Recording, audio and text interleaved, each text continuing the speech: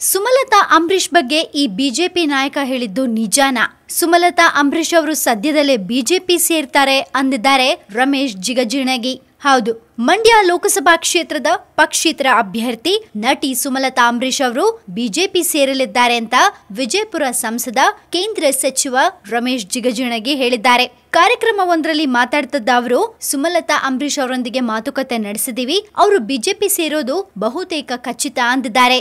ಆದ್ರೆ ಈ ಬಗ್ಗೆ ಯಾವುದೇ ಒಂದು ಅಧಿಕೃತ ಮಾಹಿತಿ ಅಂತೂ ಸಿಕ್ಕಿಲ್ಲ. ಈ ಮೊದಲು ಸುಮಲತಾ ಅಂಬರೀಶ್ ಅವರು ಬಿಜೆಪಿ ಮುಖಂಡ ಎಸ್.ಎಂ. ಕೃಷ್ಣ ಅವರನ್ನ ಭೇಟಿಯಾಗಿ ಆಶೀರ್ವಾದ ಪಡೆದಿದ್ರು. ಬಿಜೆಪಿ ರಾಜ್ಯಾಧ್ಯಕ್ಷ ಬಿ.ಎಸ್. ಯಡಿಯೂರಪ್ಪನವರು ಖುದ್ದು ಸುಮಲತಾ ಅವ್ರನ್ನ ಭೇಟಿ ಮಾಡಿದ್ರು. ಮಂಡ್ಯ ಕ್ಷೇತ್ರದಲ್ಲಿ ಮೈತ್ರಿ ಪಕ್ಷದ ಅಭ್ಯರ್ಥಿನಾಗಿ ಸಿಎಂ ಎಚ್.ಡಿ. ಕುಮಾರಸ್ವಾಮಿಯವರ ಮಗ ನಿಖಿಲ್ ಕುಮಾರಸ್ವಾಮಿ ಅವರನ್ನ ಕಣಕ್ಕಿಳಿಸಿದ್ರಿಂದ ಬಂಡಾಯ ಎದ್ದ ಸುಮಲತಾ ಅಂಬರೀಶ್ ಅವರು ಪಕ್ಷೇತರ ಅಭ್ಯರ್ಥಿಯಾಗಿ ಚುನಾವಣೆಗೆ ಸ್ಪರ್ಧಿಸಿದ್ದಾರೆ. ಇದಕ್ಕೂ ಮುಂಚೆ ಸುಮಲತಾ ಅವರು ಎಸ್.ಎಂ. ಕೃಷ್ಣ ಅವ್ರನ್ನ ಭೇಟಿ ಮಾಡಿ ಆಶೀರ್ವಾದವನ್ನ ಪಡ್ಕೊಂಡಿದ್ರು.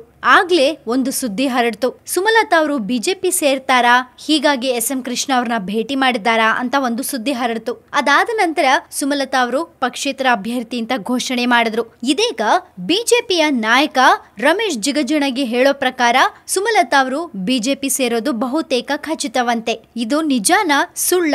ಇದ್ರ ಬಗ್ಗೆ ಸುಮಲತಾ ಅವರೇ ಒಂದು ಕ್ಲಾರಿಟಿಯನ್ನ ಕೊಡ್ಬೇಕು.